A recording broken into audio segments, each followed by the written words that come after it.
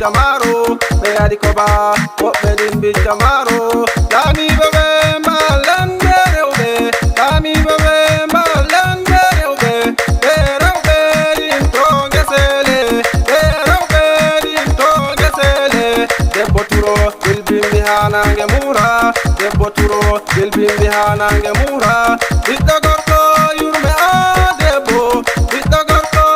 you add the bow, the bow at Yaha aino yana e Debbo akko chawel yaha aino yana e Rewɓe paraji wonɓe kesele Rewɓe paraji wonɓe kesele Rewɓe ɓiroɓe wonɓe aynaɓe Rewɓe ɓiroɓe wonɓe aynaɓe Rewɓe paraji wonɓe kesele Rewɓe paraji wonɓe kesele Rewɓe ɓiroɓe wonɓe aynaɓe Rewɓe ɓiroɓe wonɓe aynaɓe Rewɓe fuladu no bakili koni tinne balembe rewɓe koni tinne balembe rewɓe ɓe rewɓe inne gesede ɓe rewɓe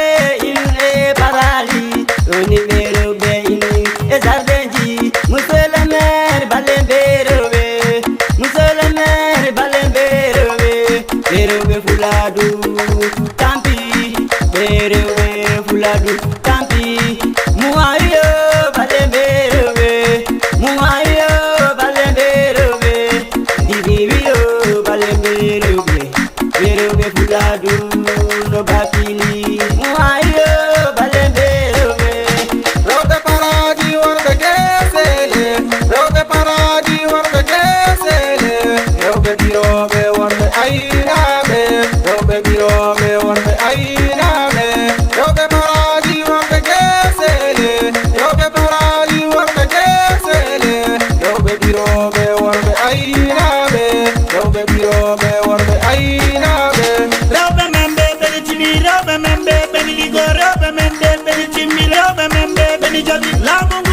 Mo yetiro robe fuladu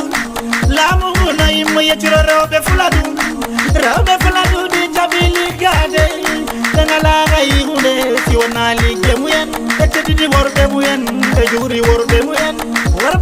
be dini munyani rewbe membe be tini rewbe membe be ligo rewbe membe be timi rewbe membe be jabi asinga di sangi rewbe ligo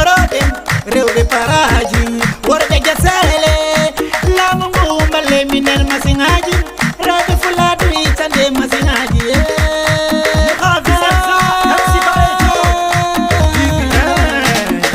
Samo Habi DBL